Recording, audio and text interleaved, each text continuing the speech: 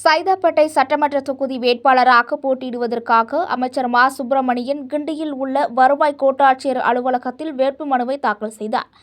தமிழகத்தில் 2026 சட்டமன்ற தேர்தலுக்கான வேட்புமனு தாக்கல் இன்று தமிழகம் முழுவதும் தொடங்கியது.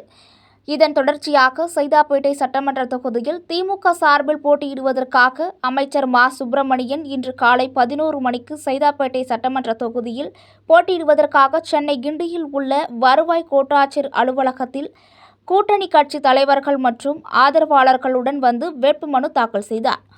பின்பு பேசிய அவர், திமுக தேர்தல் அறிக்கையும் கடந்த 5 ஆண்டுகளில் திமுக அரசு செய்த சாதனைகளையும் சொல்லி வாக்கு சேகரிப்போம் என்று கூறினார்.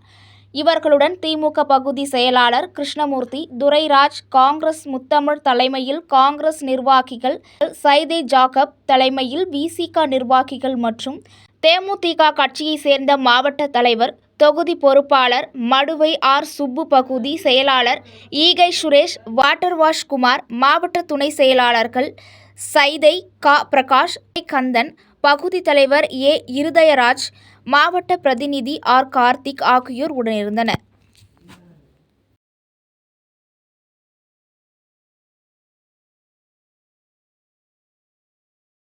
நாலு, 6 ஆகிய 4 நாட்கள் மட்டுமே வேட்புமனு தாக்கல் செய்ய இயலும்.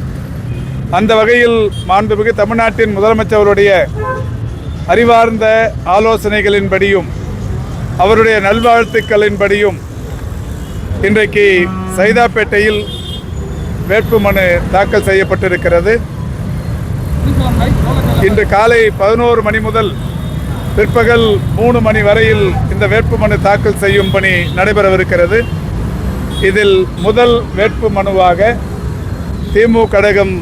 திமுக கழகத்தின் சார்பில் மத சார்பற்ற முற்போக்கு கூட்டணியின் வேட்பாளராக வேட்புமனுவை தாக்கல் செய்திருக்கிறோம்.